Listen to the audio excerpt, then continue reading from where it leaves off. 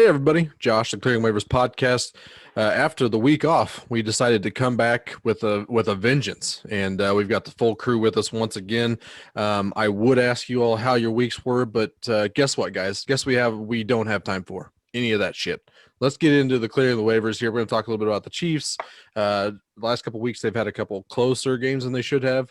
We'll talk about the standouts, and we'll talk a little bit about the Saints. So Kitty and Rance can go ahead and start your naps now if you'd like. We got a new segment coming up that we're kind of pretty excited about. The idea came to us, and we're pretty excited about it. And then we're going to give you a little bit of our Christmas list as from the sports perspective. So that's going to be clearing the waivers, and we'll get to some shenanigans on top of that. But like I said, let's get into the clearing the waivers. We're clearing the waivers. So let's jump into it. Chiefs beat the Broncos 22-16 last week, and then they beat the Dolphins 33-27 on Sunday. And both of those were way closer than they probably should have been.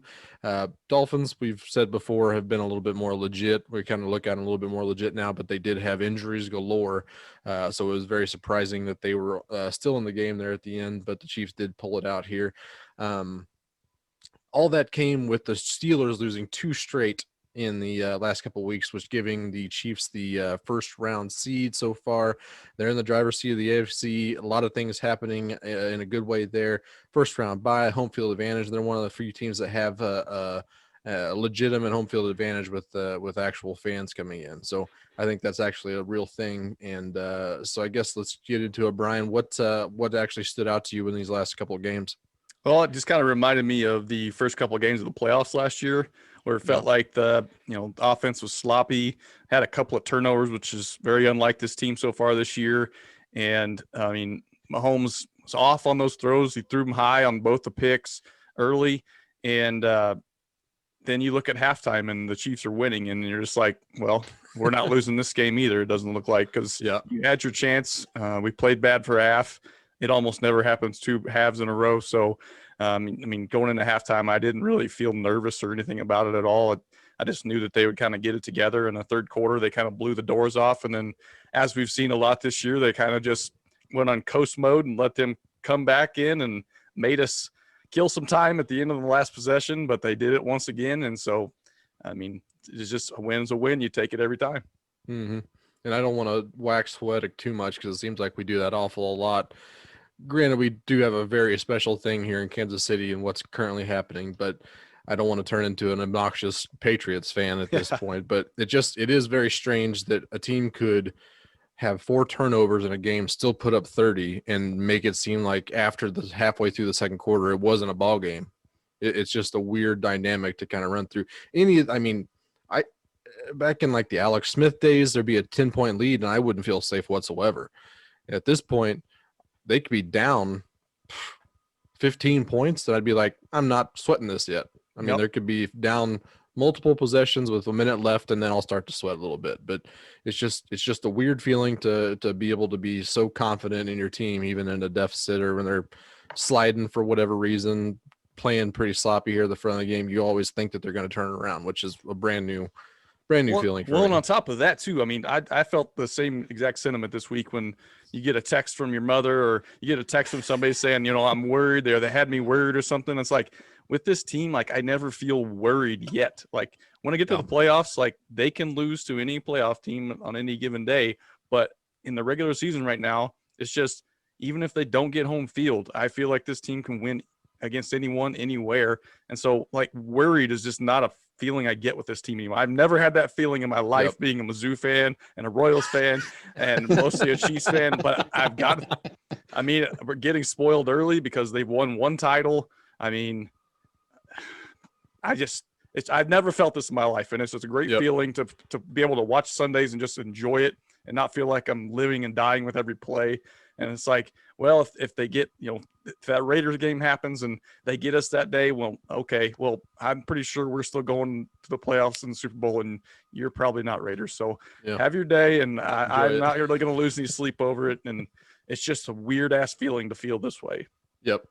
It's certainly a different feeling. Like you said, we're fans of teams that don't necessarily have that feeling ever. So it's cool to kind of find that.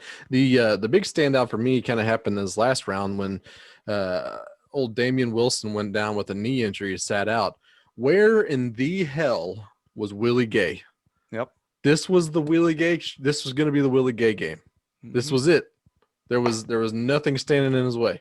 It's been 12 weeks of being the backup guy. He's observing. He's just trying to learn some new things.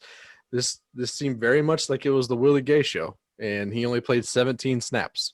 Yep. While Ben fucking Neiman plays 90% of the snaps.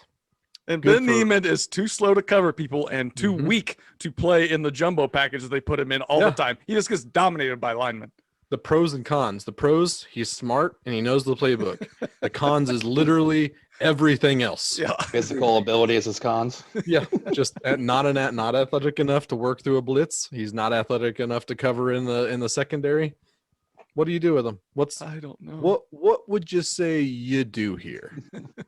I don't know what it's going to take either. Like you said, we're late in the season now. He had his opportunity. There's a hole open for him.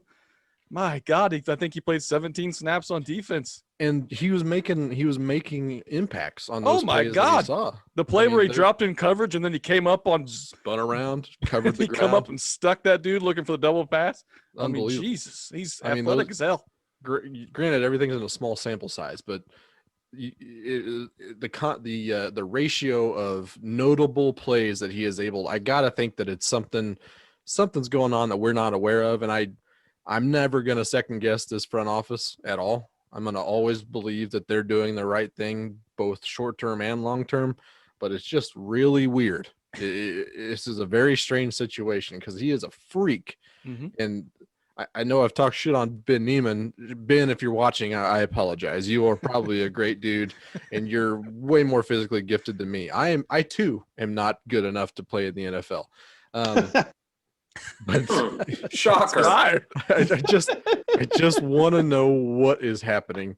I understand they're not going to tell us. This is probably an inside thing, but it doesn't make any sense. It doesn't make any sense.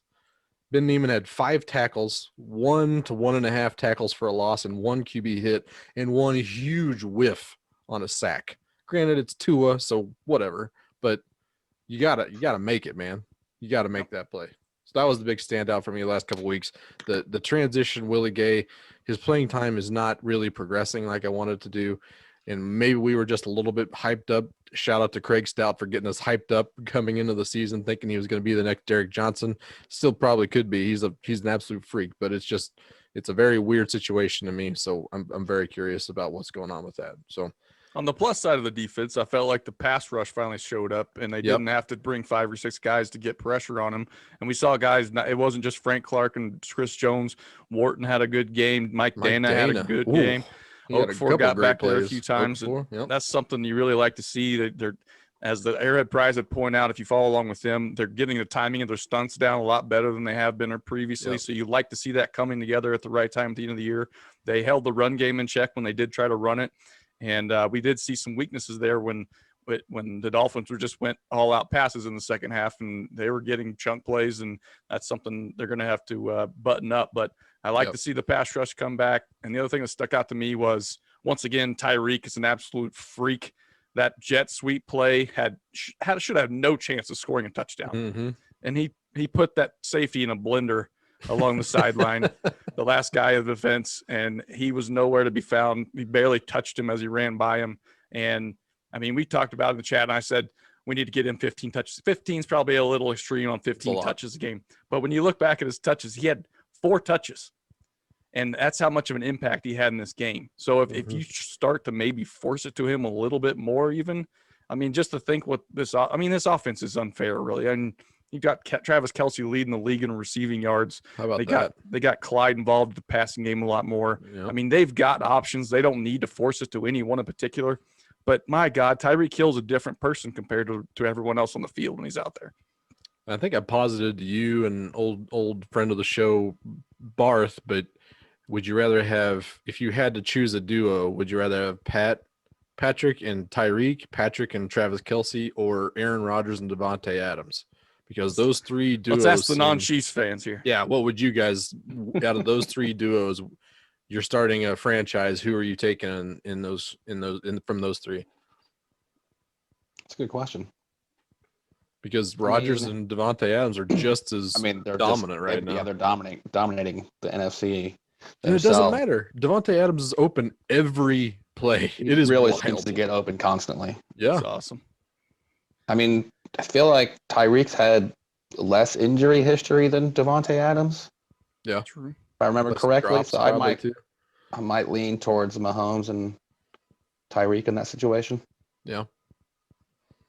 Yep, that'd be my pick just based on age.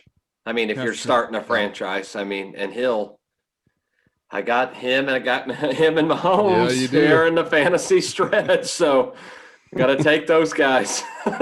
You gotta run through the powerhouse that is Big Cat's Destroyers. Yep, got to win this week to get to you. So I don't know. Well, other than Mahomes and Hill, my team pretty much sucks. Honestly, I was fortunate enough to go Devontae Adams and Travis Kelce in the first 2 rounds of that draft, so I'm feeling pretty good about that choice. Nobody cares. As you should. As you should. But it's just one of those weird conundrums that you have both Tyreek and Patrick Mahomes, and also the leading receiver in the league in Travis Kelce. So it's a weird time to be a Chief. I did hear mention. That was right after you started bad-mouthing Travis Kelce a couple weeks ago too, Josh.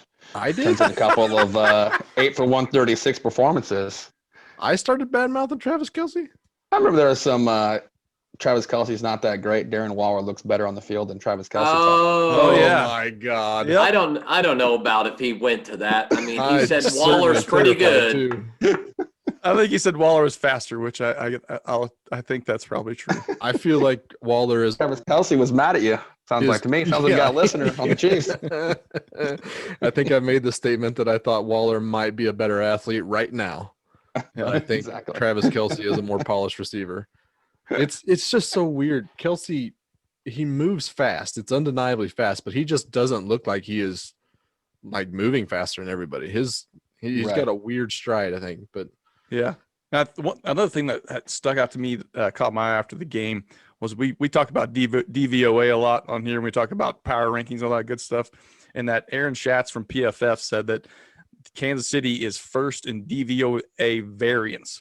So that puts them as the most consistent team in the league. They're not maybe consistent quarter to quarter because we've seen them play amazing second quarter, a bad first quarter.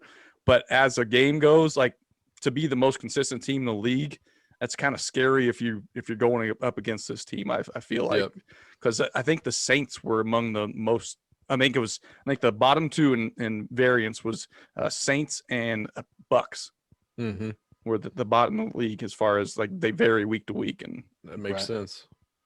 I mean, the Saints have lost Breeze for extended periods. They had Michael Thomas out for extended periods, so it kind of makes more sense that way. But Bucks just polar or bipolar team in general. Yep, I did see they mentioned that on the Time Is Our podcast. Seth Kaiser, Nate Taylor, and Josh Briscoe.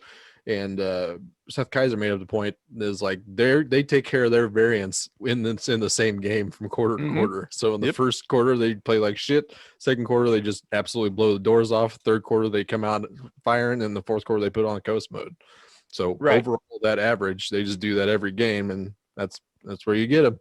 Which it makes me laugh when every Monday when I read the different headlines of, well, this is the team that the Chiefs are going to have to worry about when they face them in the playoffs. And it's like, pick your poison with these guys, dude. I mean, they're going to beat you with where your weakness is. And last I checked, there's no team in the AFC especially that doesn't have a weakness. And the Chiefs have figured out a way to attack what your weakness is, and they'll put up 21 and a quarter if they have to.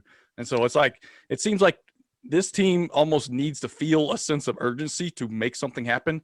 Every time if they've looked sluggish in the first half, if there's a minute 10 left in the half and Mahomes gets a ball back, there's nobody in the world that doubts they're going to go down and at least get a field goal, but they're probably going to get a touchdown. It's like if this offense ever feels a real sense of urgency, nobody can touch them. Yep. It's crazy to me. I will say there is maybe one team that could touch him, and that might be a Baltimore Ravens team where Lamar Jackson has an empty bowel. might be able to touch him on the offensive side. Incredible. Who knows? That was a weird thing. But yeah, like we said, the Saints are coming up. They are 10-3 at 3:25 kickoff this Sunday afternoon. I saw Ken Swanson from Arrowhead Pride did tweet earlier that the Saints game doesn't really matter a whole lot between the remaining schedules of the Saints, the Falcons, and then the Chargers. And then they could split between the Saints and the Falcons. And then that big game is the Chargers game, because if they take one of two between the Saints and the Falcons and beat the Chargers, they still hold the tiebreaker of common opponent against Pittsburgh. So they would still have the 1 seed. So, and also, as he pointed out, that the latter of the two on that schedule are cursed franchise. They just can't seem to figure things out. So it's very interesting here. I will have to kind of see. There's still plenty of firepower on that. I don't think Drew Brees is supposed to come back. They said that they're not going to bring him back or not going to rush him back for the Kansas City game. I think they're kind of in the same boat that it doesn't necessarily matter a whole lot, but they are still a very potent offense with Kamara and Michael Thomas. That defense is second in the league in DVOA last I saw. So very legitimate defense as well, coming off a Philly loss. So they're probably pretty hungry and reeling a little bit. So we'll have to see how that all goes, but let's move on here. We got a sports themed All I Want for Christmas list. So break out the Mariah Carey. Don't play it. It's probably a copyright thing. Probably. Definitely. And her lawyers are probably right. They're probably real hot right now, just on a hot streak, just pulling lawsuits left and right of people not being able to use their music. But we've got one thing each of us picked out that all we want for Christmas is this one sports thing. And Rance, you haven't spoken much in the last few weeks. So why don't you lead us off with your all you want for Christmas? So I wrote down all I want for Christmas is for Jerry Jones to give up his GM responsibilities completely. Just be the owner. Don't be signing free agents. I was going through and writing stuff down today. The 5 guys that he signed this year, which they were kind of cap strapped anyway and struggled to get any big names. But, Gerald McCoy didn't play a snap, got injured. Dontari Poe, fat slob, did nothing. I mean, absolutely nothing. That fat tub of goo did nothing for them. Nothing. Just sat out there and took up space. They signed kind of what a D tackle does, right? Yeah, but he didn't make any plays. That's true. He didn't make a single play. They signed a DB by last name of Worley. I don't know his first name, but he's been well traveled. Sucked. Cut him. Clinton Dix signed him. Didn't play a snap. Cut him. Everson Griffin, which I thought was a decent signing. I talked about that months ago. I thought that'd be an okay signing. Cuts him. 5 guys that they signed did absolutely nothing for this franchise in the offseason to help this team win. I just want him to give up his responsibilities as GM. And I want him to be in the top 5 as far as draft, because they'll have no money to sign anybody next year, especially if they sign Dak. And they got to get it right in the draft. They absolutely have to get it right in the draft. And if they can keep on losing, I mean, I wanted them so bad to beat the Bengals, but there's just nothing you can do to lose to the Bengals. It don't matter how hard you try. It doesn't matter how hard you try. The Bengals are going to find a way to spoon feed you a win. They'll just hand it to you. Brandon Allen is the cure for wins. Yep. It's amazing. It's great. True story. I mean, Dallas's defense is putrid, and they turned them over 4 times, and they scored a defensive TD. That's how embarrassing it was for the Bengals. And I'm sorry, because I wanted the Bengals to win. I wanted them to win. I wanted the Bengals to lose. Because if the Bengals would have beat Dallas, they could have jumped Dallas could have jumped in front of them as far as in the draft. Mm-hmm. Yeah. So you get that O tackle. Nice. Dallas has to get it right in the draft. They need a top 5 pick so they can pick top 5 in every round. And Jerry Jones needs to just be the owner and step aside. That is my interesting. all I want like for that. Christmas. I feel like that's good. probably been on a few Christmas lists in the last 20 Decade. years. Yeah. Yeah. I feel like the owner GM seems to have the same track record for the most part as owner or GM coach. Mm-hmm. Like, it just doesn't work. That's They make it work for a little while, but then after a while, it just some reason it just stops working for all these guys. I remember I think we talked about this in the NFL preview back 14 weeks ago, and we'll probably revisit those probably after the regular season's over to see how awesome we were at picking things. But I feel like we talked early in the season about Aldon Smith being a pleasant surprise. We haven't talked about him much since, and it's because he's done dick since like week 3. And he still leads the team in sacks, bud. 5 Yeah. sacks for him. Yeah, He got the I know. TD this week, didn't he? he Yep. did. Yeah. And I know one of my predictions with Dallas would be like top 3 in sacks, and they're definitely not. But they do have more than the Chiefs, so if that tells you how bad the Chiefs pass rush is. Yep. It's not good. It's fact, Jack. been very bad the last 5 weeks for sure. But And we Yes, force you're- teams to pass a lot too. There's plenty of opportunities for sacks. Yep. I was also thinking about this the other day, and I didn't really think about you in this while we're talking about it. Do you feel like paying Dak Prescott $35 to $40 million a year is? I know you were pretty lukewarm on it before, but you're like you pretty much said that they have to, type of thing. Do you still feel that way with seeing Andy Dalton tossing around 1,300 yards? He's 9 for 6 in Ninth. TD to interception ratio, sacked 14 times. Do you think that they're still in pretty much have to pay Dak Prescott? After watching these guys for the last 10 weeks with Dak being down, Jesus, if this is what our future is without him, I mean, I think you got to pay him now. Yeah. I mean, if you were able to bring in Dalton and then you could still finish 500 with both your tackles being out and, Right. Having some significant injuries, then I would think, well, maybe you don't have to pay Dak. But as being as god awful as they've been over these past 10 weeks, and I know they weren't winning a lot with that. I mean, he's only in, but I understand that. But at least they were in games. Yeah. I mean, at least they were Putting in up, games, like video game numbers and too, putting on up offense. points on offense. So Yep. that made me think if you could have anything on the defensive side of the ball, you're going to be able to be in games. And I don't know. In the NFC East, and you talk about next year, I mean, I think the Redskins are on the up a little bit. I mean, Yeah. But who No else? doubt. I mean, what? That division doesn't scare anybody. Jalen I mean, Hurts now going to run that Eagles offense, and I tell you what, I was high on him last season. Said he was better than Tua. Okay, it's one game. We'll Yep. see. Pump the brakes here. I think he threw for like 180 yards too. Not Yeah. But he did run he's for not over exactly 100 Taysom yards, Hill. Yeah, and that's a big thing anymore. I mean, I Might be think Cam these Newton, running maybe. quarterbacks. I mean, that's the new thing anymore. You give him a full off season of learning an offense. Doug Peterson and put some plays in for him, and we'll see how it goes. But yeah, I was just interested to see how if that changed your view of anything with paying Dak, or it does sound like you're still on the bandwagon of paying him. And I would pay guess- Dak. I would. The big mistake they made was paying Zeke, and that is obviously blown up in their face because Yeah. he looks done.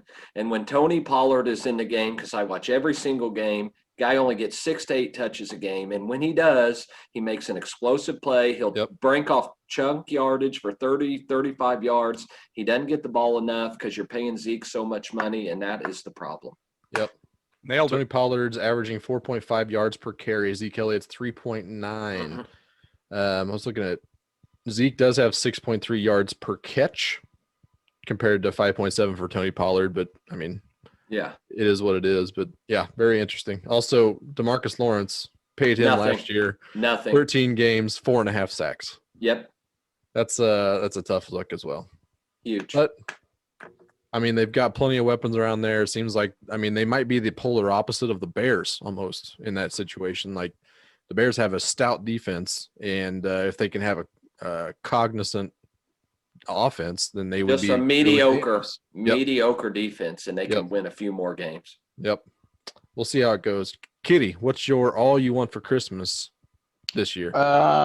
My Christmas wish looking slightly into the future, and that is for cord cutters to have access to the Fox Sports regional Mhm. network. Mm-hmm. Because YouTube TV, Hulu, Fubu, and Sling do not have access to the Fox Sports regional channels. So no more baseball for a lot of cities come 3 or 4 months from now if they don't get this deal hashed out. And I mean, the one benefit of the cord cutting is you get a monthly payment. So you're just done with it. Yeah, I'm done this month. Okay, it's over. It's great. Yep. No contracts. Everything else, basically, to get the regional sports networks, I feel like all the 2-year sign. Like, I don't want to sign up for 2 years for your service. Yep. The worst idea. So I'm hoping something can get hashed out. And I read something today that Sinclair Group is actually talking about doing basically standalone apps for each region, but you'd have to live in that region to get I couldn't get the Cubs, but I could get Royals type of thing. So which makes sense because that's basically what it was anyway. Because the only thing, you're just trying to get the region for their zip code. So it'd basically be like the MLB blackout rules, but for standalone. Yes. Which then you could get MLB package and get all the other games. Yep. Right, exactly. So you could supplement it with the MLB package and you're fine. So, but just hoping something can get worked out in the next 3.5 months. When opening day's here, I can watch some Royals baseball. And maybe air some spring training games. I mean, I think it would be a big. They usually put a couple in there. Yeah, a couple, but they play like 30. Yeah, I don't want to watch spring training baseball. I do, man. I 100% do. What else is on Fox Sports though? Monster truck rallies F1 drag racing. They still show early cross. morning fishing. Yeah, early morning fishing. Maybe some F1. Oh yeah, reruns. Major League Fishing. That's some Poker. good quality TV. Poker's usually on FS1. Yeah, it's I thought the poker thing was gone. It had flew in the coop, but it is still here. It's still, and somehow they're doing green cards instead of red cards sometimes. Okay. How exciting. The development I heard on that was that Sinclair was also potentially trying to package up those regional broadcasts and sell those to whoever wants them. So that's also a possibility as well. But well, yeah, we'll see how that all works. Seems like it always comes up every 3 to 4 months, and I mean, this cycle all, starts over. If for some reason all 4 of the streaming services decided these channels suck, no one watches them, Right. You're charging too much money for them, I think we know where the problem lies. And if there's one market, I keep seeing the Royals have one of the best TV ratings among all the baseball markets. So I would think that you would be able to at least divide that and send that out to somebody. But yeah, the standalone idea makes the most sense to me, where you just package these and based on your IP address, they can find out where you live. And that's already what Hulu does. So yeah, so it should, I mean, if I have to pay $5-6 a month to watch Royals, so be it. That's fine. It's very doable. Not an issue at all. Okay, I'll let them know. Yeah, I'm gonna go ahead and call that Sinclair dude. See what There you go. David Sinclair. It's gotta be his name. What's on your Christmas list this year? All I want for Christmas is for my 5-0 Missouri Tigers to stay healthy and be a real thing this year. That's exactly what mine is too. I mean, when I touched on not being worried about watching Chiefs games, I'm the exact opposite when I watch Missouri basketball. You just expect the worst to happen. You get into these games where it's just been bad, and we haven't won a March Madness game since 2010. They're 5-0. They're coming off a big win against Illinois, jump into the AP top 25 at 16. I mean, the SEC looks down this year across the board, so it's there for the taking to finish inside the top 3 potentially. And they're a fun team to watch. They play good on defense. There's not a superstar scorer, but there's a lot of good, capable guys that score the ball. They share it. There's no assholes on the team that you just yell at the TV. We almost always have one of those assholes, whether it's a 6'9" white guy that refuses to try to dunk it under the rim, or it's Jordan Geist as a sophomore that just turned it over constantly and he tried to draw charges constantly and has never worked. There's always somebody that we hated on our own team. I don't have that guy this year. I genuinely enjoy watching this team play, and I just pray, and all I want for Christmas is for them to be a real thing. Yep. The other part about this is a lot of people seem to think that this season is kind of a last ride with all the upperclassmen that they have. A veteran team. There might be this might be a reset after this year with a bunch of younger guys, younger classmen coming up. So if they're not going to do it this year, they're not going to do it next year, and then maybe now we're looking at 2 seasons where Konzo. Let's not get ahead of ourselves here, Josh. just Let's saying. focus on the now. One good my season point. and a reset? That's my No, point. no. Right. Welcome to We've had Bruce 10 Weber basketball rants. We've had 10 years of a reset, Josh. God darn it, man. I am fully aware of that. I'm talking about the future because of the present. That's why I want this to be real. You're a real Debbie Downer. Unbelievable. Guys, it's sunny and 65 degrees today. Yeah, but the forecast says it's going to be 55 degrees tomorrow, guys. Womp, womp. I knew I should have went first. I knew I should have went first because I would have taken this and I wouldn't have to put up with this stupid abuse again. I thought you were going Royals, baby. You have a strong desire on the figure 8 free agent. I thought you might bring up. We'll talk about this maybe. All right. About this. Just so they don't lose 100. Since you're taking the Mizzou basketball team, I'm just gonna hope for Patrick Mahomes' health, and we'll move on. Get him the vaccine, people. Right. Get him the vaccine. Let's move on to the new segment that we came up with here, and it's probably not an original idea, but we're at least fully transparent in the idea. So this segment is called "Who Asked You?"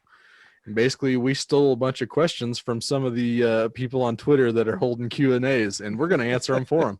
Just like intercept those questions, and we're going to answer them for them. So look out. Some of these people are getting shout outs, and they're going to be super confused when I tag them on Twitter tomorrow. This first question that we've intercepted was from @KevinAG. He was meant for Jason Kander, who was holding a Q&A. And his question was, how many Royals wins in 2021? I'm going to go first just so nobody steals my choice here. So in 2020, this Royals team was 3-10 before they got Dozier and Keller back. I think we've talked about that a few times. After that, they were 23-23, an 81 win game pace. So I think that as is, they would already be on pace for 81-81, I think, at that point. Then they go and add Santana, Carlos Santana, Mike Minor, and Michael A. Taylor, and apparently they're not done. Apparently they're still looking for a potential left-handed outfield bat. Jacques Peterson, Jackie Bradley Jr., Kyle Schwarber. I mean, there's guys out there that could definitely help this team. So I think they're up a little bit more. I'm a little bit more optimistic. I think some of those young pitchers could take a couple steps forward, help out as well. I'm going to say 85 wins this year. Yes. Let's 85. Go. I think that's still third in the division, but still a step in the right direction. And then they get some of these other youth, some of this other youth up here, maybe some, and then we're ready to run into the postseason by 2022. Is my take. Now Brian, let's go to the pessimists. How many you got on the Royals in 2021? Josh, I'm right there with you. Let's get wild, baby. I mean, when I look at this roster, I go back. I look at last year. I say last year was crawl before you walk season. They weren't embarrassing. Mm-hmm. They were competitive. They showed you flashes of greatness. You got some talent. You got young guys showing their faces. They're a little young, not prepared. So I say crawl before you walk. Now this season's going to be walk before you run. Okay. And I go back to Royals 2013 team was the walk before you run team.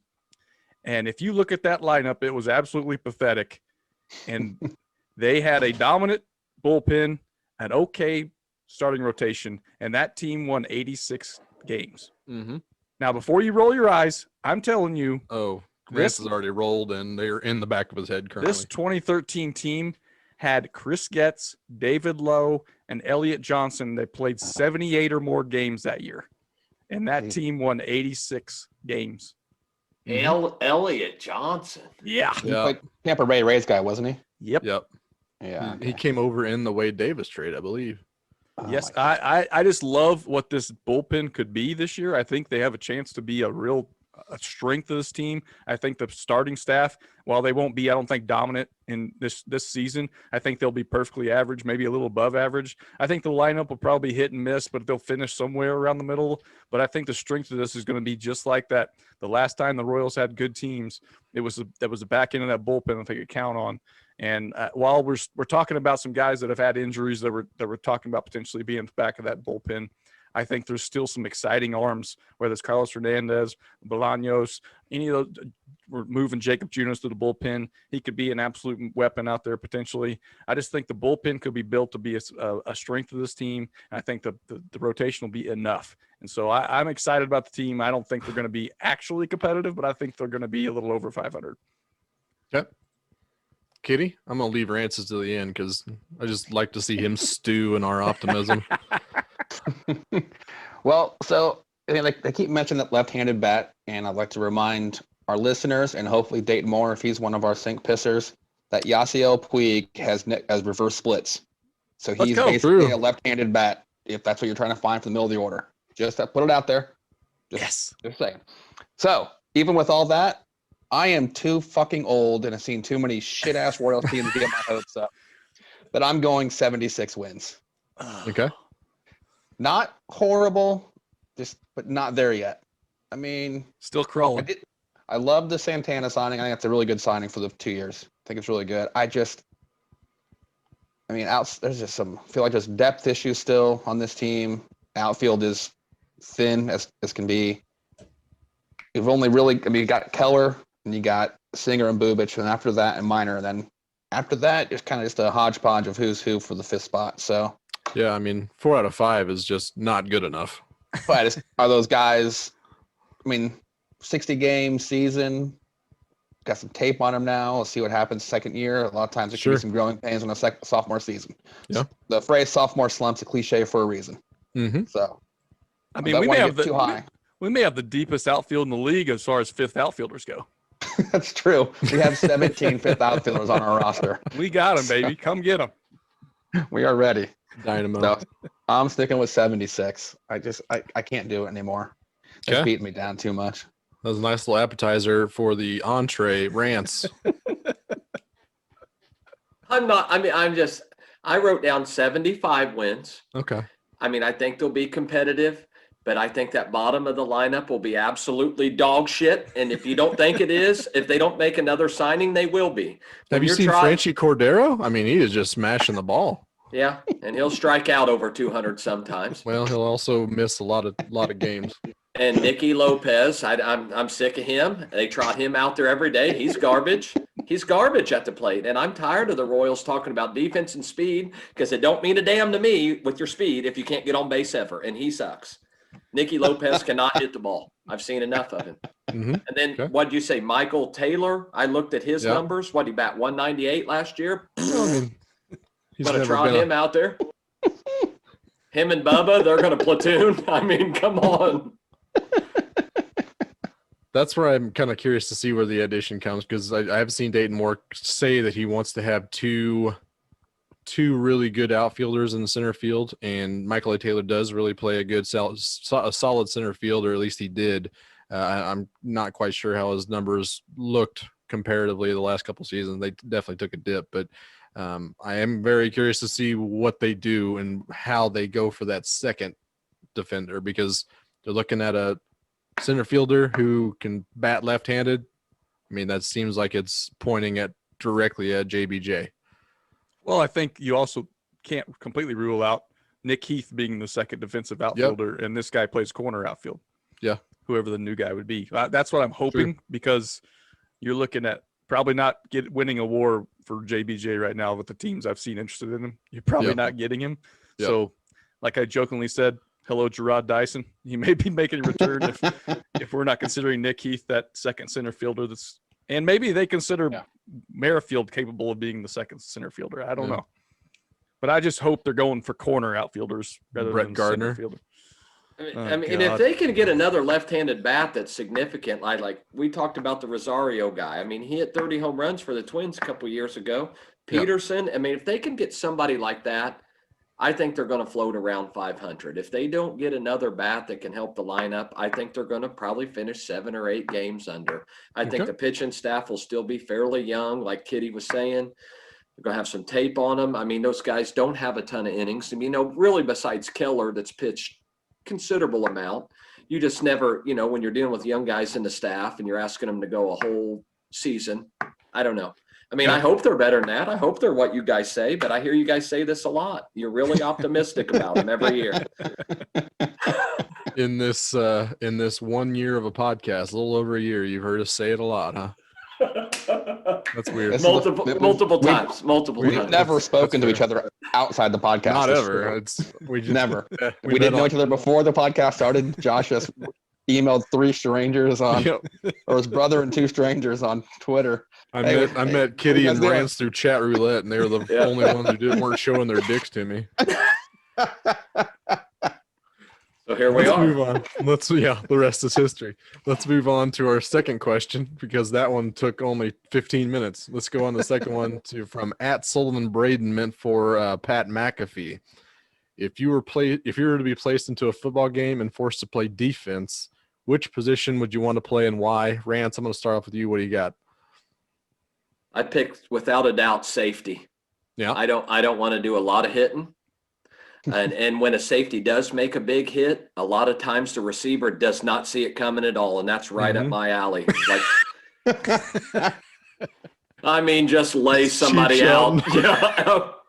Just hammer somebody across the middle that doesn't even see it. Yeah. So that's and I feel like I can backpedal a little bit. That's about the only thing I could probably do. So How are your hips? Are your hips fluid? I don't know if I can. I don't know if I can turn and drop very good. Yeah, could be. It could be a tough round. Yeah.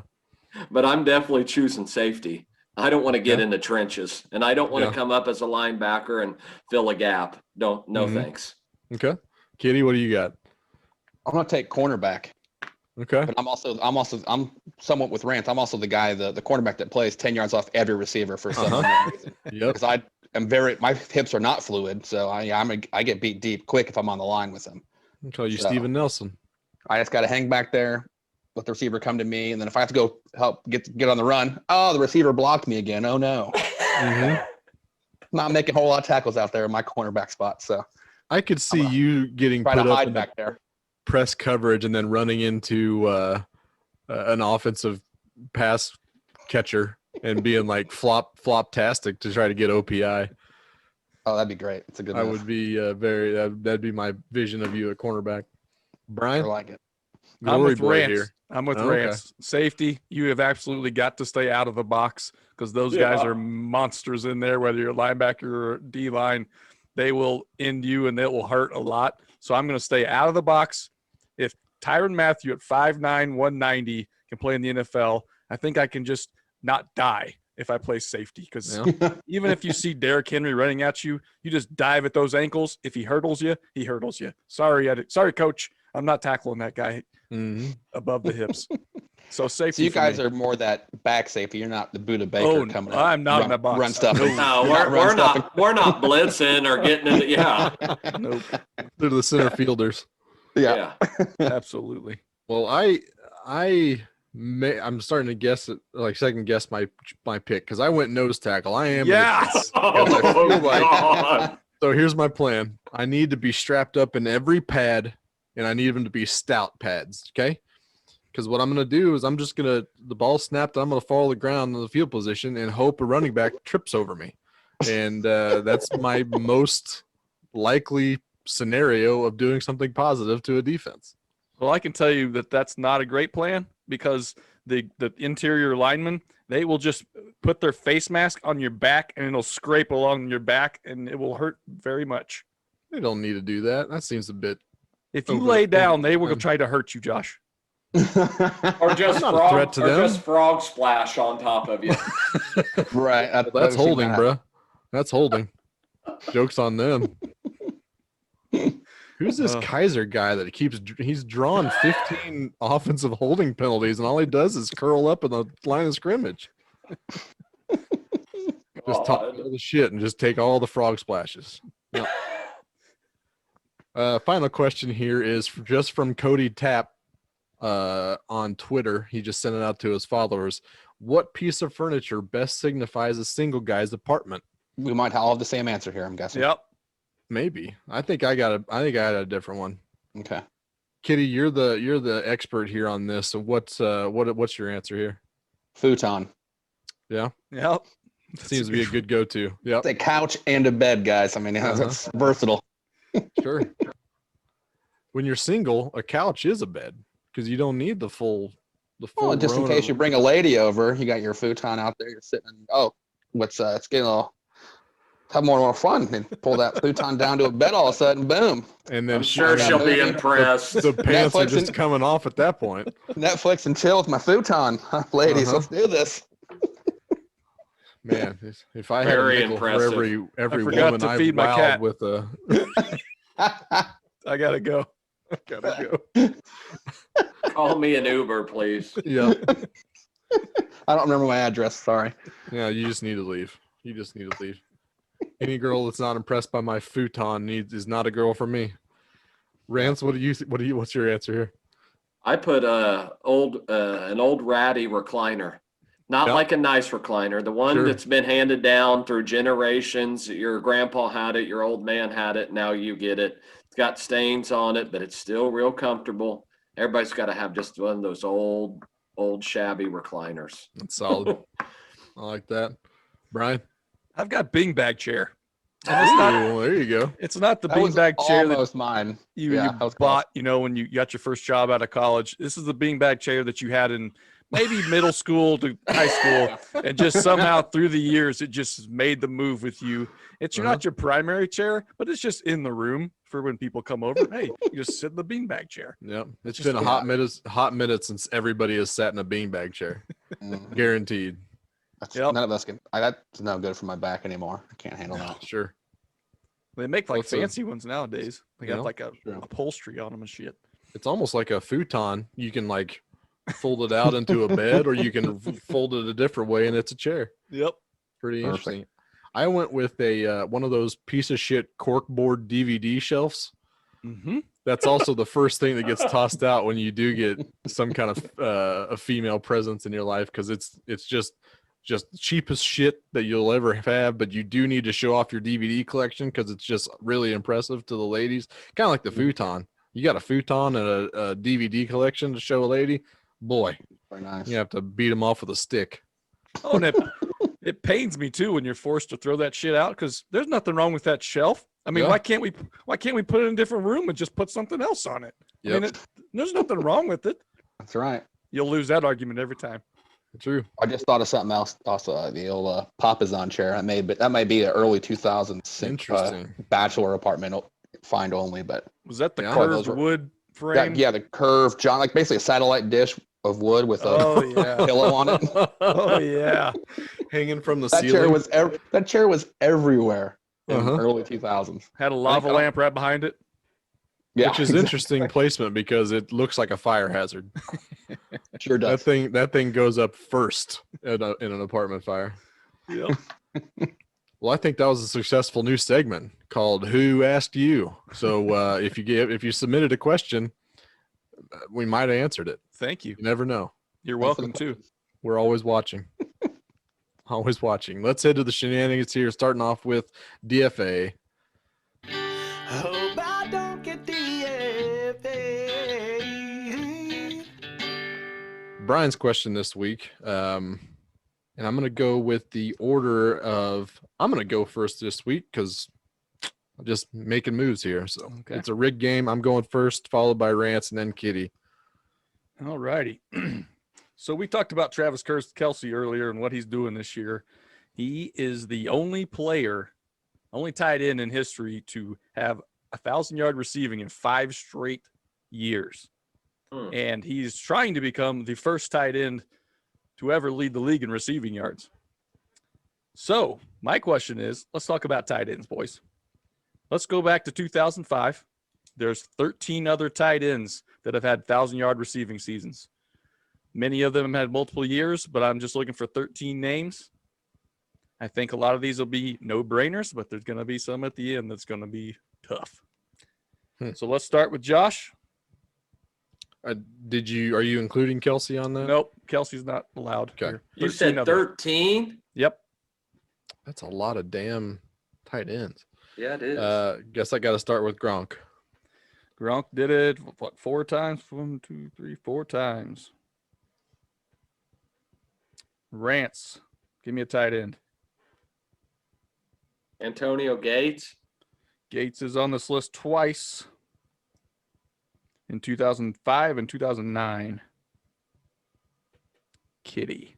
I'm going to stick with the G's and go Jimmy Graham. Jimmy Graham is on it twice, 2011, 2013. Scared me there for a second, the way it took so long for you to find him. Yeah. There's Well, a I was dramatic pause. I was for a sure. dope and didn't put them in alphabetical order, of course. We're back to Josh. George Kittle. Yep, he's done it twice, 2018, 2019. Apparently, the way you're a good tight end is you just start a name with G. True. There are more G's. There's your Ooh. first hit. We're to Rants. I got to think Jason Witten's on there once. Yep, he's on there multiple times, actually. 2007, 9, 10, and 12. Mm. And he may have done it before 2005. I don't know. I stopped Mhm. looking because I had 13 names. Okay. On to Now, Kitty. now I'm out of names.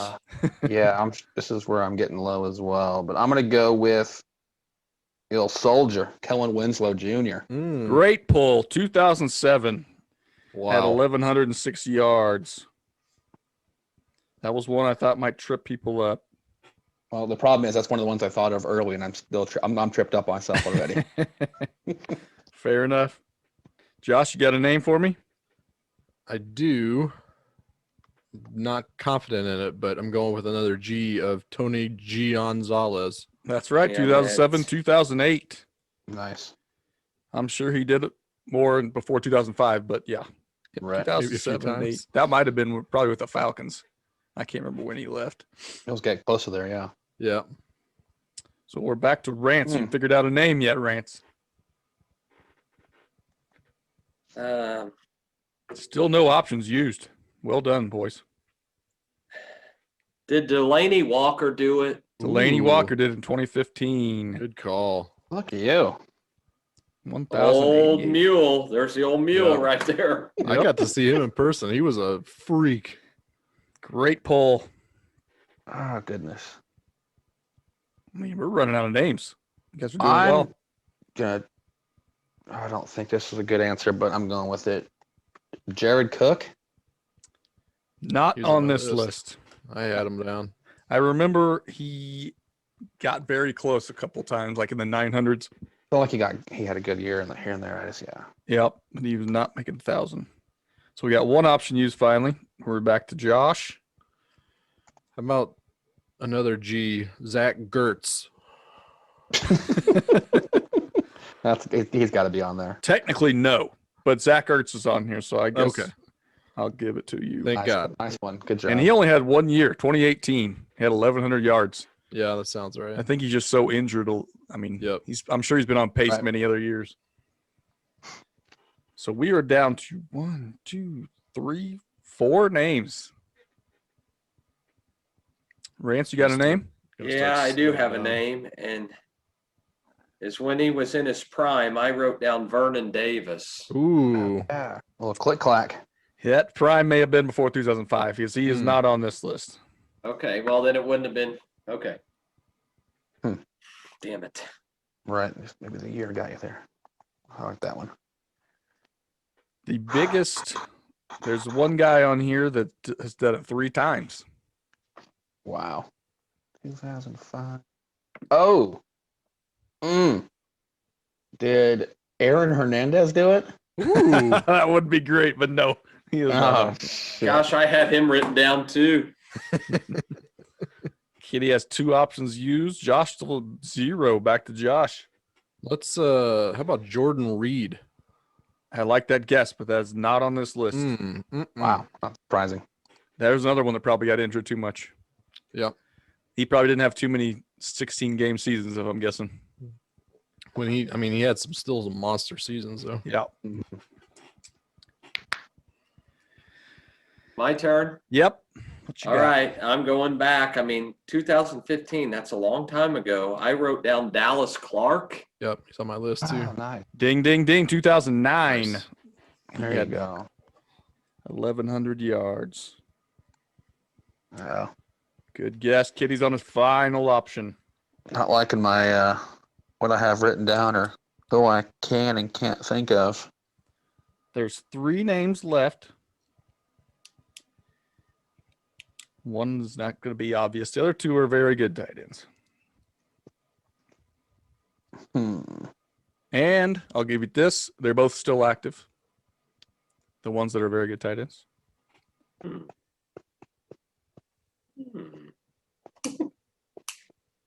Man, I cannot think of anybody at this point. I don't think he did it. I think he only got 900 some last year. Darren Waller. Ding, ding, ding. That's He what ended I was up gonna with guess. I was hoping he'd fall. 1,100 last year. 1,145. That was Oh, the wow. only one I had left. Wasn't sure if he got. I thought he had less. Now, 2 left. 1 is active. yep. Or at least I don't know what his current status is, but he was on our roster to start this year. Tyler Eifert. I like that guess, but he's not on the one. He's still on a roster though, right? I don't know. Yeah, he's playing for Jacksonville right now. That's what I wanted to say. Yeah. Brant's one Right. option used. The only guy that comes to mind would be Mark Andrews. Not on this list yet. Okay. I think that's coming. So All down to Kitty's 2 still alive. strikes. Yep. We all have 2 now, and still not dead yet. Somehow, 2 guys to go. 2 guys. And 1 is active. Yeah. I feel like Aaron Rodgers did he ever drag anybody after Jimmy Graham across that 1,000-yard? I feel like they were all shitty after him. It was all a bunch of 1-yard TDs after him. Do I give a hint when you all are on 2 or not? I mean, you've given us plenty, I think. Yeah, I think Not that I don't not want it. I can't think of any names. I don't want to drag this out, so I'll just go ahead and get my last strike with Eric Ebron. Don't That's a hate the good guess, pick. but he's not on this list. So that'll be the 3rd option used for Kitty, and we're back to Josh. You got a name? I have 2 active ones, but I feel like you know exactly where they are, so I don't know where it is.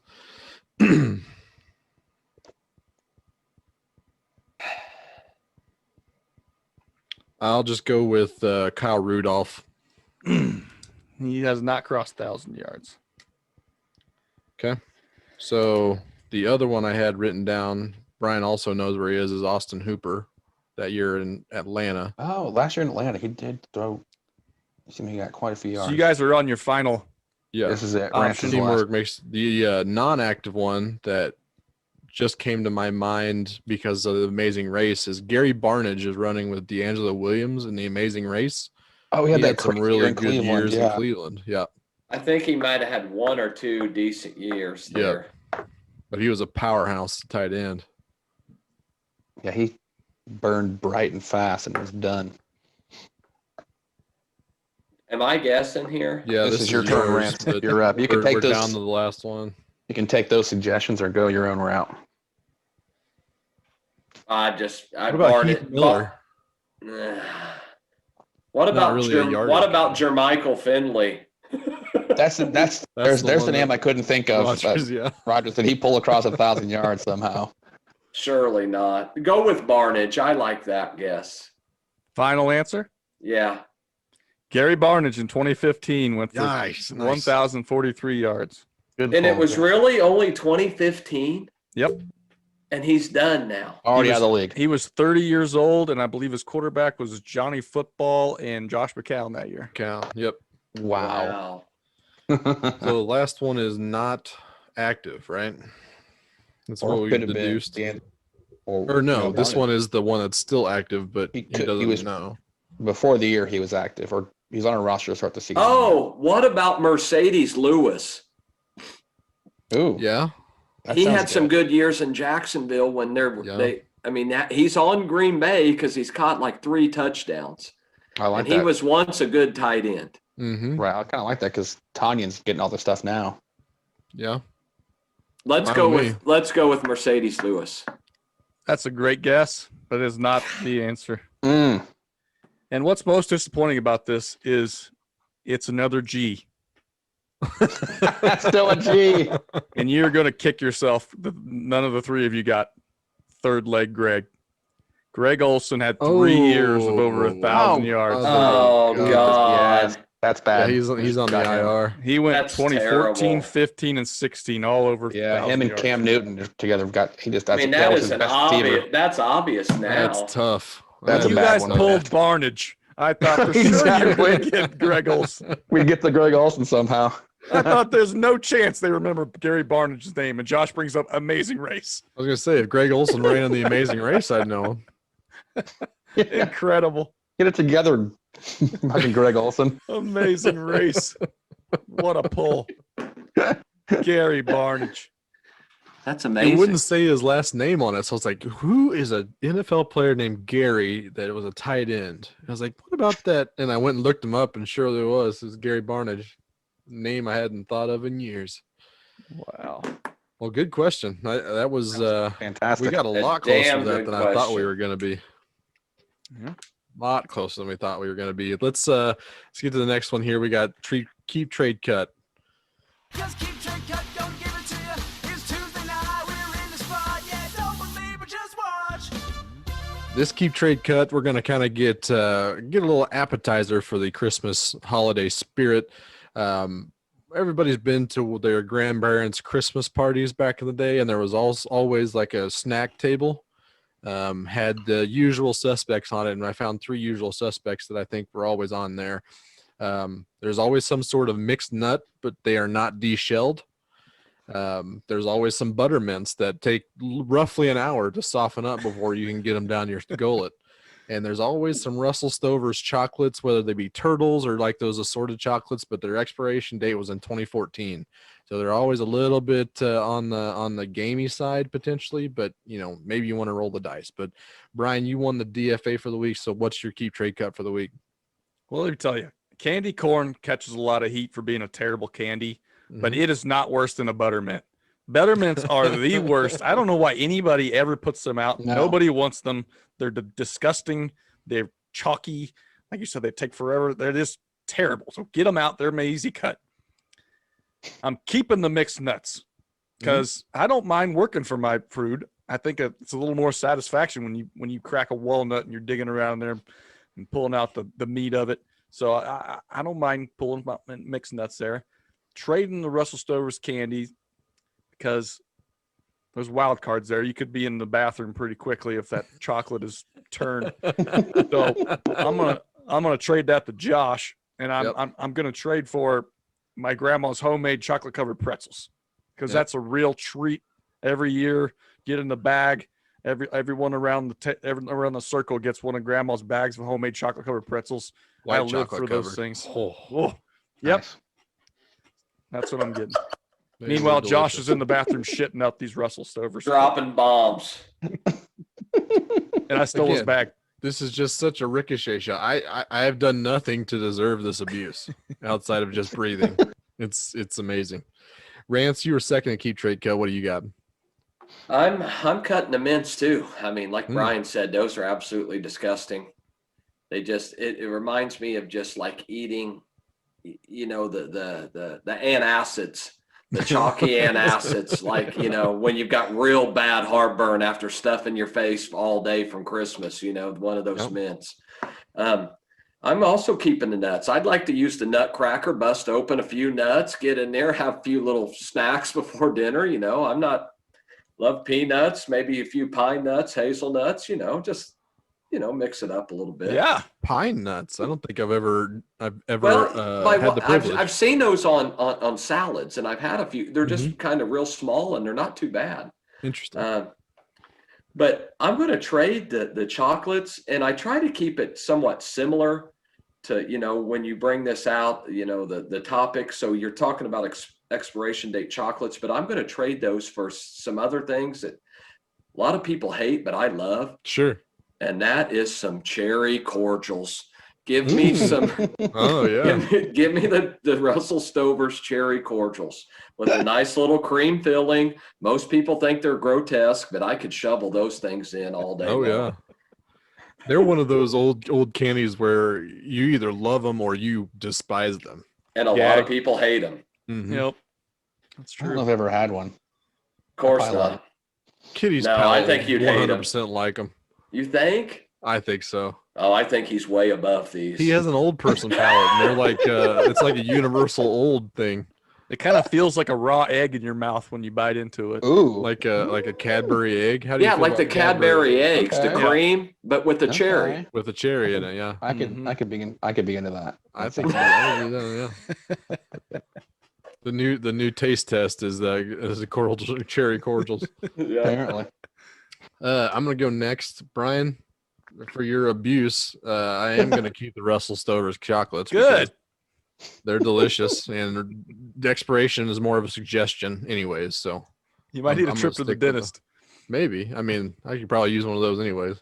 Yeah. I'm cutting the mixed nuts. I feel like I would be happy with them, and I would be happy to get them in this scenario, but because those deshelling, like you said, that's the real wild card of the evening. It could just go all over the place. It could just be a normal crackage. I mean, it's a real wild card. So I think there could be a lot of fun added, but not as good as the chocolates. And I think that there's an actual trade market for buttermints. I think people that like them love them, and they are willing to give up a lot for our buttermints. Well, Who are these people? I know, Yeah. I know plenty. I know plenty. No, you don't. I do. Oh no. I do. The thing that Rance, you brought up it feels like an antacid. To me, when I eat one, they have like a hot lava bubble formage in your throat. You guys ever have that? Where it's just like I don't know why I did this. This is awful. Like a coating. Yeah. Yep. But it's like it's hard to breathe. I don't know. Maybe I'm just not chewing them enough, which is totally doing. Just inhaling them. Yeah. I just swallow them. You're not waiting to have them get soft before you No. swallow them Which down. is good because who has an hour to spare to soften these up? Not me.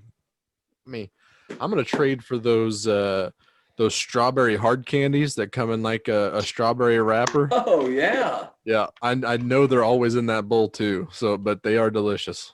Those are good. Very good. You always get them at the parades. You threw up your hands like I did.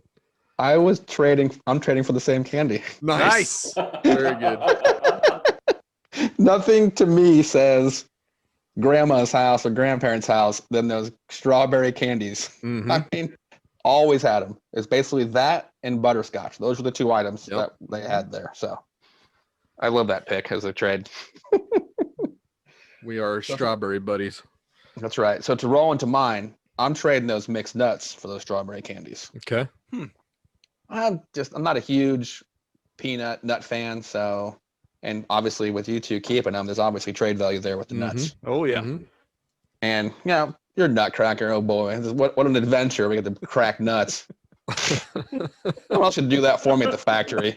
Give me those things shelled. Oh, that's funny. He doesn't have time to be cracking all kinds of nuts. I don't have time for that because you know what I'm doing? I'm cutting the Russell Stover chocolates. I don't want some 6-year-old expired candy, and I'm told you keeping the there- I buttermints. told you I am there's a- keeping the buttermints. Oh my God. I have no problem with those things. Those are great. It's not that they're fantastic. What's wrong with? There's nothing wrong. You go to a nice steakhouse when we were kids, and they had the bowl on When the you were counter. a kid, ugh, Yeah, they had them at the nothing counter. like wasting a steak good dinner fancy- on a kid. Fancy restaurants. And you go in there. They probably wasn't fancy at all. It's probably fucking McDonald's. But I just remember it being fancy because they had buttermints at the host stand. I was going to say, I never went into yeah. Ruth Chris as a 6-year-old and had a nice filet mignon like you did, kidding. I'm sorry your parents didn't love you as much. Give me the tomahawk ribeye. And some buttermints. Yeah. Oh yeah, I want to package up that whole bowl for me. I'm coming out hot after this steak. I worked at a rib place in college, and they handed out buttermints with the check, and there would be people who'd be like, "Could you get me a to-go carton full of those mints?" There Like, you go. sure, See, people whatever. love them. I'm that's a why I fan. think, and clearly, Kitty slow rolling that was perfect. By the way, very well done. I am a fan. Him going last was perfect. Yep. It worked out great. Oh, Christ. Of course, the Yeah. one asshole that likes buttermints is me. Yep. the smallest surprise of the week. Yeah, Kitty is full of surprises tonight, and some of them are super small. Exactly. Well, let's get into the waiver wire here.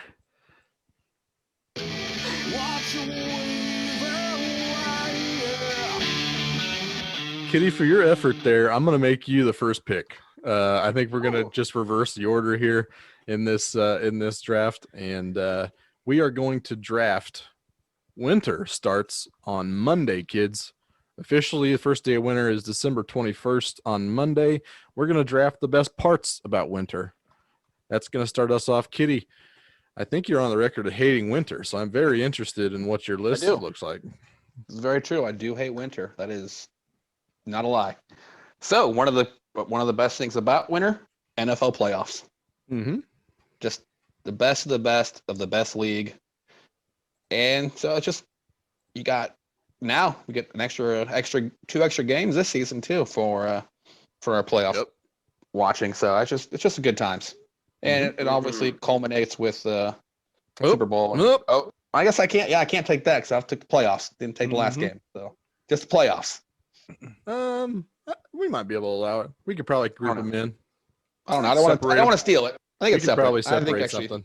I actually think that's separate because that's an event all its own. Yeah. So I'll just take the playoffs. I'll take the 3 weeks leading up to the big game. I don't want to get sued for that either. True. We should preface that.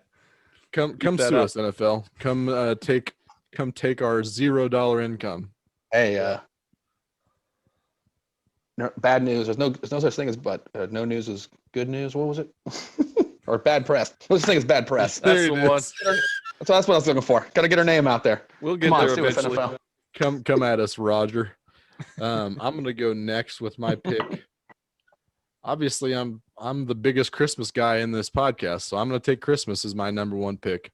I mean, just everything about it. Just getting some nice Christmas lights action in. We went out to Longview Lake this last weekend. Just a great family tradition we do. But I mean, just Christmas in general is great. So I get Christmas. You can have it. Predictable. Sorry. Brian's just got me pegged tonight. So good. Fucker. Rance, you're up. So mad about Christmas. Brian's a real Grinch. That's so good. Real Grinch. With being in education and being worn down most days, there's nothing that builds excitement like winter break. Mm-hmm. I mean, there's just nothing, you just look forward to that last week of school and getting that 16 or 17 days off.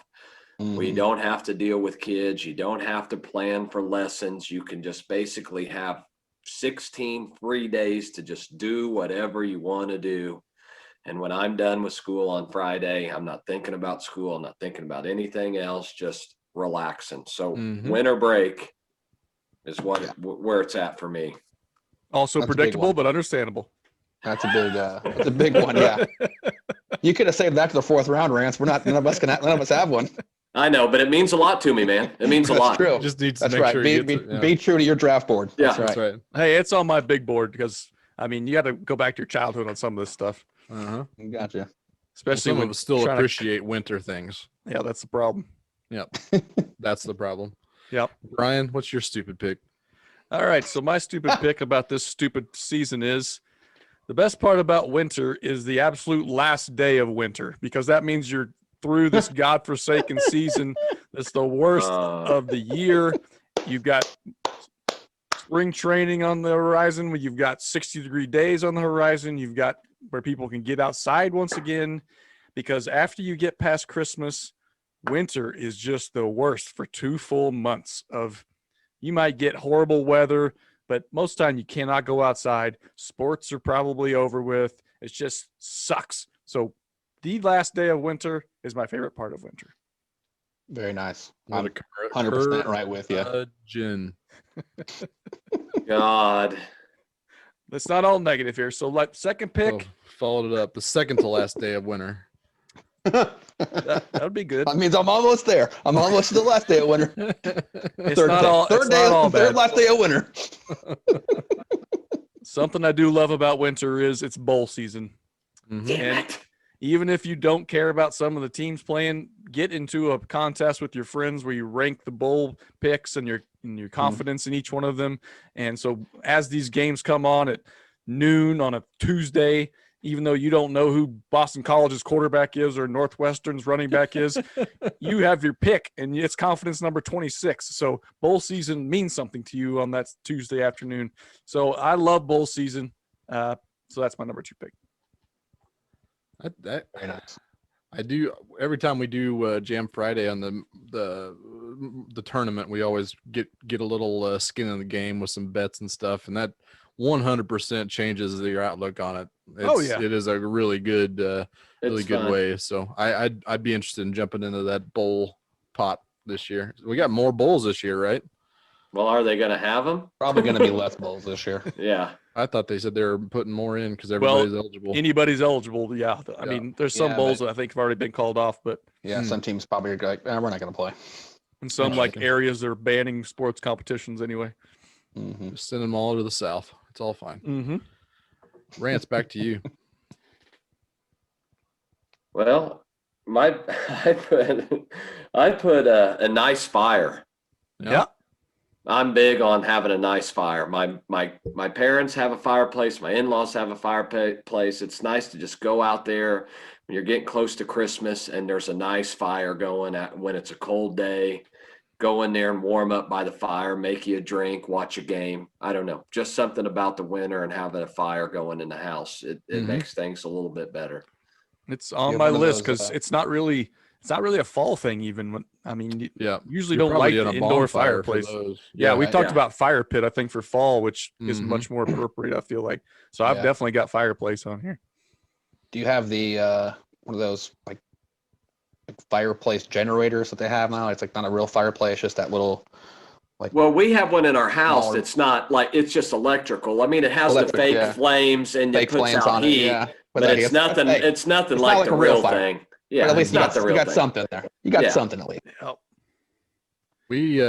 We've been turning on that Yule log every Saturday morning, getting a little toasty on the TV. Those Yule log programs.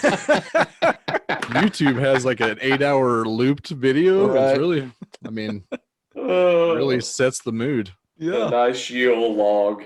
Yule log for you. I think my dad tries to put that on during Christmas. Like, no, I'm watching football, Dad. Get that Yule log off me. Trying to set the mood over here. I'm taking over, Dad. Shut your pothole. Give me the remote. It's mine. Give me the ambiance. My next pick is the MLB hot stove season. Boy, it's nothing. I mean, the whole year, it can get wearing. It's very long. The dog days of summer kind of come and go. By July, if you're a Royals fan, you're probably out of it and you're kind of losing interest. But every off season during the hot stove season, the possibilities are endless. The owner's finally going to open up his checkbook and they're going to start making all the best trades, and they're going to just absolutely have all these lopsided transactions that are going to turn the year around and turn their 75 win team into an 85 win team. But I crave all of the rumors. I crave all of the hypothetical trade scenarios. I just love hot stove season for whatever reason. So give me that MLB hot stove season. That's outside the box. I like it. That's a good one. Cause it's about time. Yeah, you do have this hope again. Yep. Hope springs anew in wintertime for baseball. In wintertime. Yep. Until the end of April. Right, and then May. All right, can't wait for next hot stove season. Yep. How the Rule 5 candidates looking? Kitty, you're up. All right, this is something that we started doing here in town recently, last few years, and that's the New Year's Day pub crawl. Nice. Yep. That's one of the few bright spots of the 2 months of winter time. Mm-hmm. Maybe 3 months, depending on how bad the season is. So I just go out there, hit Westport at the plaza, and just go have a good time on New Year's Day. Let all the rookies go out New Year's Eve and be sleeping in, while all of us old seasoned vets go out on New Year's Day and have some fun till about 5 p.m. Then we go home and go to sleep. So You might have saw the ball drop on your futon the night before, but you're really there's a small chance I did. I'll make sure I watch I'll watch England till like 6 p.m. so make sure I see a ball drop. And then, Yeah. Is that like That went- 6 o'clock in the evening? yeah, like 6 p.m. Yeah. ball drop, so then I don't have to worry about staying up till 11 for New Year's ball Yep. dropping. Good thinking. Yep, that's not bad at all. This is Ryder Cup team too. I remember, yeah, Yeah. exactly. Watch Ian Poulter and Rory McIlroy celebrate. No, I think there was someone was telling me that they would, like, with neighborhood kids, they would fake New Year's at like 9 p.m. so the kids would go to bed thinking they Yep. saw New Year's, That's awesome. and then the parents would just stay up and hang out in the cul-de-sac drinking. I love that. I think Netflix has like that every year. They have like a ball drop or some kind of New Year's Eve celebration where you can celebrate it with the kids and then put them to bed at a reasonable hour. I mean, we lied to our kids about lots of things like Yeah. around Right, this time of year. this is a very, very small one to lie about, so that's Yep. perfect. Yep. Third pick, third All round. right. I'm going to go with, I can wear my soccer scarf now, scarf weather. Ooh. Yeah. I thought of you today. Yeah. I knew you were gonna have scarf. weather. Classic scarf weather. I can bust out my Arsenal scarf and show my team who I'm rooting for during the winter time. It's good old soccer scarf weather. Best. Only good part about, one of the few good things about winter. I don't think I've ever wore a scarf. Oh, you should get on it. It's glorious. It's kind of like suspenders. Like you don't think you ever want to do it, and then you do it once, and then you're like, I'm doing this forever now. That worked out really well. My neck Yep. was not cold at all. Not at all. My pants never fell down. Not once. This works out great. Just like suspenders. Oh, it's great. The scarf is, it's, I mean, when you're walking from those parking garages on Sprint campus to the buildings, there's some wind tunnels on that walk. And so Sure. the scarf is a very nice addition to have on those cold days. You're just scoffing at those other suckers that don't have scarves around their All necks. these idiots just wearing gloves and no Heathens. scarves. Yep. Gloves and no scarves. That's ridiculous. Losers. Bums. Get a soccer team. Come on, idiots. R.I.P. to the Sprint campus. It's probably the what is it now? The T-Mobile? T-Mobile I campus. mean, they haven't really called it anything yet. They put the signs out because they don't even own it. T-Mobile doesn't own Right. it anymore. Someone else does. So Yep. I saw news was talking about it at some point, but moving on. I'm going to go with the extra fridge space that you gain from the garage or the outside. So you just put beers out in those extra places now, and now your fridge has all the room in it again. So What? that's one of my favorite parts about winter is you just get extra fridge space. You do? Don't you have leftovers and stuff? And Well, yeah, but From I mean, now my Christmas beer and- can go in the garage or the outside, and they'll stay cold. Oh, you're talking about a natural fridge with your. oh, Yeah, you're you just just talking throw about the setting beers them on out the like deck. on the front porch or Right. something. Or But Yeah. now my fridge has extra space in it because I don't have to have my alcohol out there. okay, I got what you're saying now. Yep, Yeah. picking up what you're putting Like it. down. Yep. I feel like that's a very underrated part, but it's something that we've all done and we've all very much appreciated. So And the beers get Absolutely. super cold. super cold. Real Like, cold. Those Coors Lights are like bright blue. Yep. I get slushy. Yep. Like if you Which- go to a Christmas party, you can just set it out there on the porch and just go, Mhm. uh-huh. Mhm. I think that's a good part of winter. So give it to me. Underrated pick there. It is. Going to rants this time. My third pick is I wrote down like desserts that you don't normally get like any other Oh, time yeah. of the year. Yep. Like during the winter time, my wife, my mother-in-law, they'll just cook desserts one day and we'll have peanut butter balls. We'll have the fudge. We'll have the peanut butter cookies with the Hershey's Kiss in it. Like we never get those Uh-huh. any other time during any of the other seasons. But something about the winter time brings out the fudge making and and all the other desserts that you would normally get. And then I commence the shoveling. So I get excited about dessert making during the winter time. Sure. You're not getting this July 10th random fudge balls coming Yeah, out of the. We're not kitchen. making peanut butter balls on the 4th of July. I mean, it just seems like something about the winter time that you get the peanut butter balls out and the fudge. So Yep. How are we as a pod? Fudge is good. Peanut butter fudge is obviously superior, but have you had Oreo fudge? I haven't. Mhm. Oh, new contender. Pretty good. Pretty good. But yeah, it's very interesting. The fudge never makes appearances outside of the winter. It's Never does. never weird. sounds good until winter either. Brian. All right, I'm going back to my childhood when winter was actually enjoyable, Josh, because it's miserable as an adult. Sure it is. As a kid, there's absolutely nothing better than that surprise snow day. Mm-hmm. I mean, it's the best. It's the best feeling in the world when you go to bed as a kid. You didn't even know that snow was in the forecast, and you wake up and there's no school. I mean, my God, the feeling of freedom that day of Mhm. just being able to run the house. You absolutely have to watch Price is Right at 10 a.m. Mhm. Sure. Yep. Watch the whole thing, and then the rest of the day you have time to just go play. And that's gonna go right to my number 4 pick, sledding. Sledding is the best thing when you're a kid. Snowball Yeah. fights, building snowman, that's all right. But sledding is where it's at. If you can find the steepest hill in the neighborhood, or if you get lucky enough to find somebody that can pull you behind a four-wheeler or a truck in a pasture. I was going to say, is this different than car hood?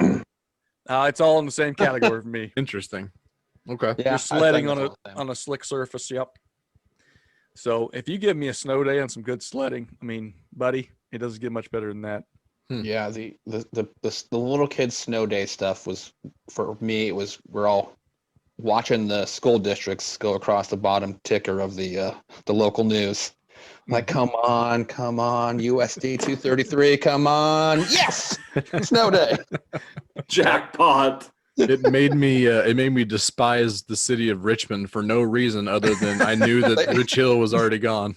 That Rich Hill's not on that list. Great point.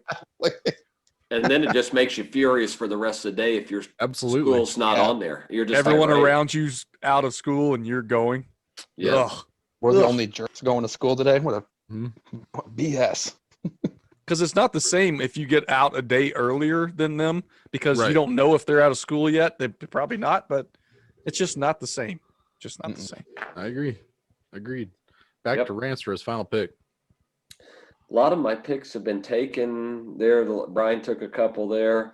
Well, I'm going to put like pajamas and hoodies, like bulky yeah. clothes. That's Uh-huh. what I put for my last pick. It's on my Being list. for able sure. to be on Christmas break and not really having to go out. And if you do, just wearing sweats all the time, hoodies, that sort of thing.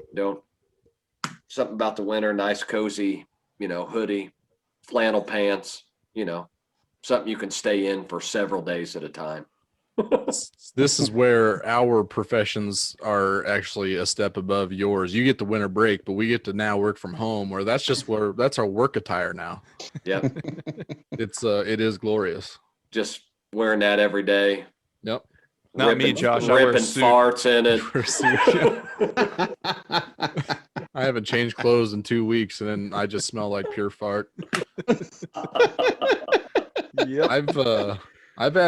I have work shoes now, and they're house slippers with some little furry insides. Keep my the toes furry. warm. That's It good. is, That's another thing. A good pair of house slippers are great Yep. for the winter. I try not to wear any. I hate stuff on my feet. there it is. Yep, there you go. Those toesies are nice and cozy. What about the old moccasins? Anybody got any of those old moccasin? I mean, know what that's you're talking about. I pretty don't. much what mine are. Yeah. Yeah. Those are nice though. Those are the adult slippers. Yeah. Oh yeah. Very good. Here I am acting like a heathen, wearing just bare feet all the time in my apartment. I would, but my the bottom of my feet gets super dry. That might be my least favorite part about winter. They'll do it. Great They'll pod. now make, you they wear, have they'll make you slippies. wear slippers. Yeah, I got slippies on now. My feet are sweaty, and there ain't no drying up in there. Whose pick is it? It's mine. It's So I Josh's. can keep stringing this Let's out. not You talk know all about your my feet gross, anymore. crusty feet. I could just sit there Jesus. with like a knife and just like cut little chunks. Oh, of it. there we go. Not feel it a bit. It's pretty interesting. Make your pick. Nice Dear. little party trick. You And need. Oh dear God, man. I'm gonna go, Kitty. This is where I kind of stopped you earlier, but I just love Super Bowl parties. That's one of my favorite parts about winter. Probably not gonna happen this year with everything, but a good Super Bowl party with some friends. If your team's playing, great. If not, you can still get some skin in the game with a little Super Bowl pot. But getting those wings, all those appetizers, and getting that in that Super Bowl heartburn in your life, it's a beautiful thing. So I always look forward to Super Bowl parties. And moving on, Kitty, final pick. All right, I'm gonna go with stout beers. Mm-hmm. Summertime's over, so now the IPA season is finally done for the most part. There's still way too many of those still roaming around beer shelves all year round. But now it's the season of stout beers. Give me all those dark beers. So very good time of year for me. Shout out to porters too. I like porters. Yeah, in the winter months too. Also good choice. Was this Snowdrift Vanilla Porter from Leinenkugel is really good. I had that on Friday when we were going through Longview Lake. I sipped on a little porter. That's a real good one. So yeah, just the nice dark beer, stouts and porter. Boom. They just sit in your chest and your gut. No, it's perfect. It's perfect. They just sit there. That's why you're wearing those comfy pajamas all day. That's right. Through a combo package. Let's close out the waiver wire this week. Move on to the final segment of the best bet. Hey, it's the best bet. Hey, it's the best bet. Brian or Kitty and I got our picks in this last week. Put them out on Twitter officially. Brian and Rance wanted to refrain. You didn't feel right on him apparently. Well, you asked us 5 minutes before the game started. I also did that. So you could have gone for the late games or Sunday night, Monday night. Yep. Plenty of options.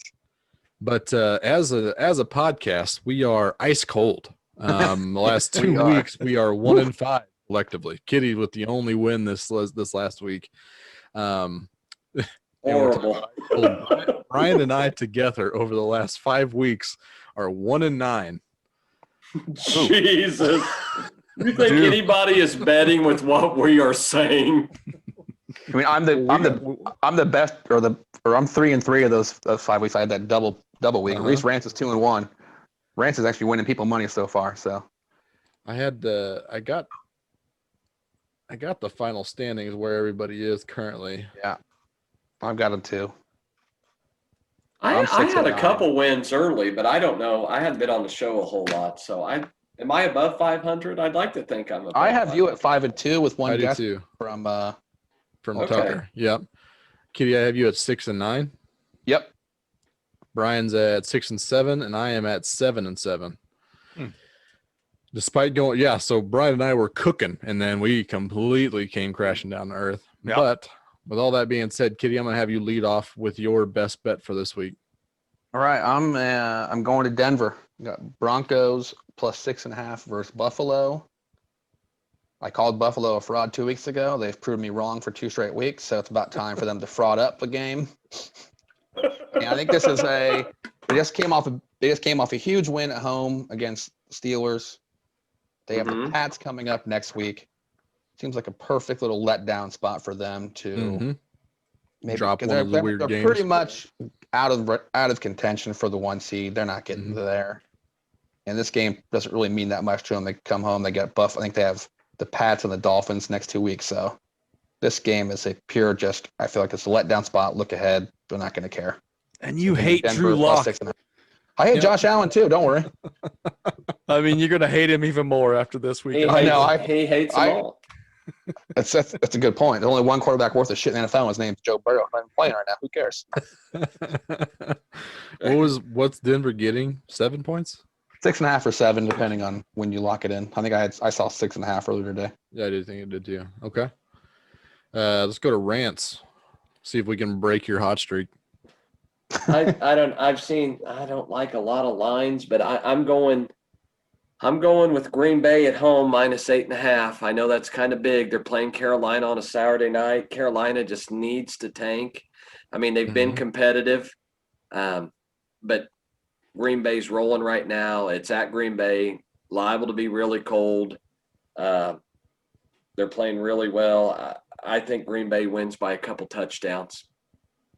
So that's where I'm going with. Hope you're right there.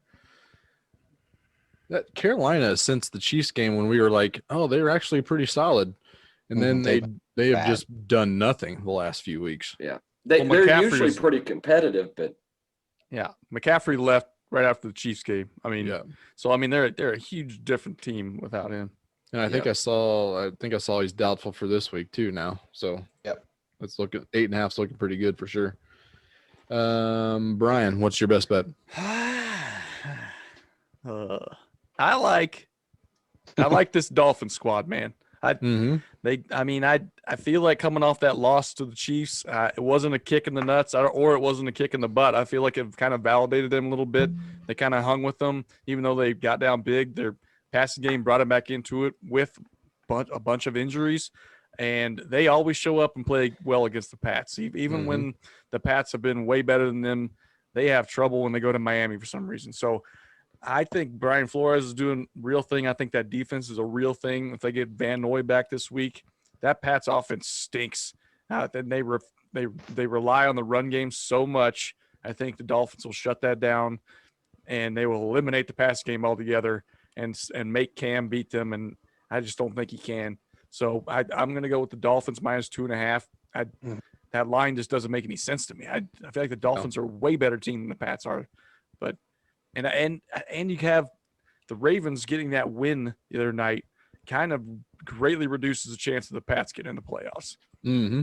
And when you say they've got the Dolphins this week and the Bills next week, I mean, they're going against, I think, two teams that are better than them. And I think they know it. So I question their motivation in this. And I think the Dolphins and the Bills have been waiting for years to put the Pats in their place. And so I think they will crave this moment and show up. Okay. I like that. I looked at that too. There's something about Bill Belichick against rookie quarterbacks, though, has kind of got me a little skittish. That scares on that. me. Maybe that's the line. I think maybe the under under is healthy too. Yeah, makes sense. I don't see many points. So this pick is for Kitty. No, it's not the Bengals. I'm not touching the Bengals. No, I'm going Jacksonville plus 14 against Baltimore. So the over-under is 47.5. That implies that Jacksonville is only supposed to score 17 points. Gardner Minshew, when he is the quarterback of the Jacksonville Jaguars, they are averaging 22 points per game. And since 22 is more than 17, that means they're going to cover. I think that all lines up perfectly. It's so math. Give me fantastic logic. Yep. I mean, the numbers don't lie, guys. Jacksonville plus 14 is going to cash. I need to change up the juju a little bit too, because I haven't taken a dog like this, like really that hard of a dog. So give it to me. I got to change it up a little bit. Is it 13.5 or 14? I can't remember. I saw 14. 13, and yeah, I did. You're going to need every point of those. Probably so. Maybe. I mean, we Lamar talked with about an empty earlier in the year bowel. the Jags may be dirty backdoor cover people all year long. That's right. This True is the story. time. That's going to do it for the Clearing Waivers podcast episode this week. We want to appreciate every one of you for taking the time to check with us. I appreciate you staying with us after the missed week. It was a good one to come off. Next week, we're going to do a fun little Christmas shenaniganza episode. Got some new fun things to kind of cooking. If you were aware of some of our shenanigans back when sports were canceled, and bring back some of those games with maybe some Christmas twists on.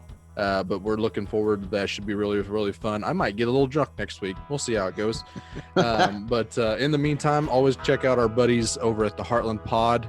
If you're interested in podcast or politics and stuff, they are doing some great work there. So go check them out. I will also say that our old buddy Ben Rigby, he has a podcast called The Pending Nuptials that he has with his new wife. It's kind of a relationship podcast, but it's also very entertaining, and they're doing some good stuff there. So go check out the Pending Nuptials podcast. But outside of that, we appreciate each and every one of you. Again, shout out to the Hollow-Ins for the music here, but ta-ta for now.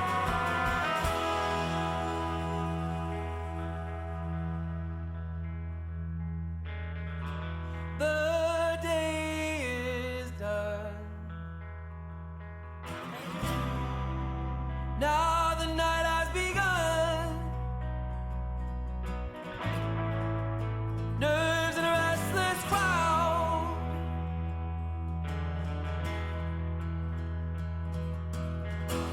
The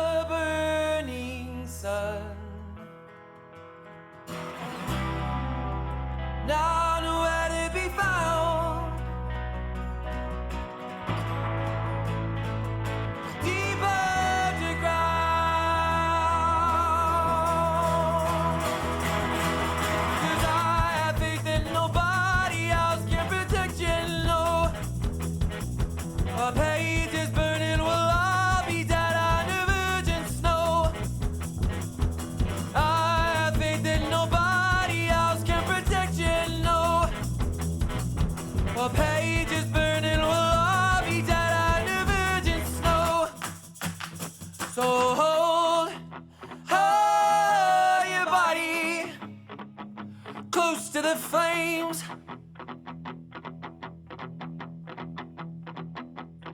Don't go, oh, somebody walking away.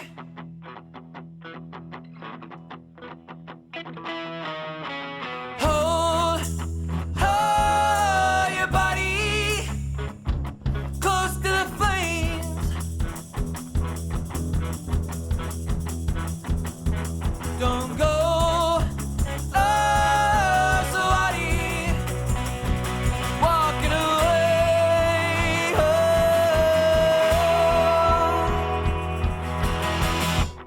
a loaded gun.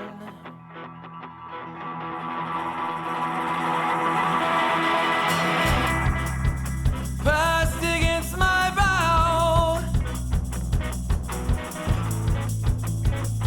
'cause I wonder how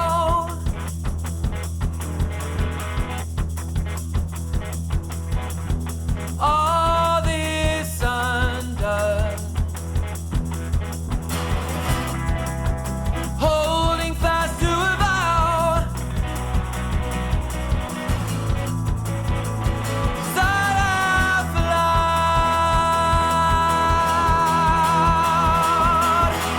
'Cause I have faith that nobody else can protect you, no. The pages burning will all be dead under virgin snow. I have faith that nobody else can protect you, no. The pages burning will all be dead under virgin snow. So hold your body close to the flames.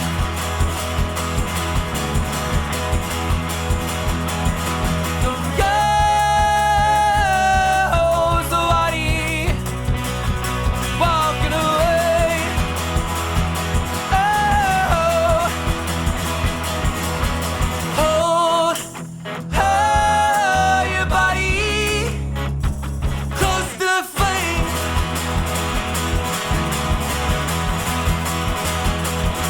Don't go, somebody walking away. Oh.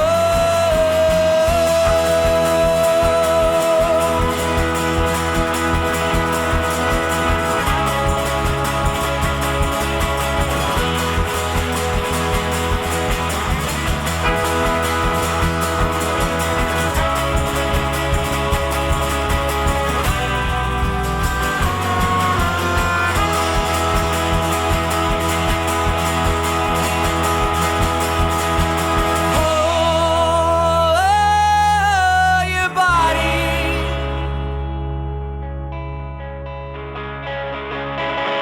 close to the flame.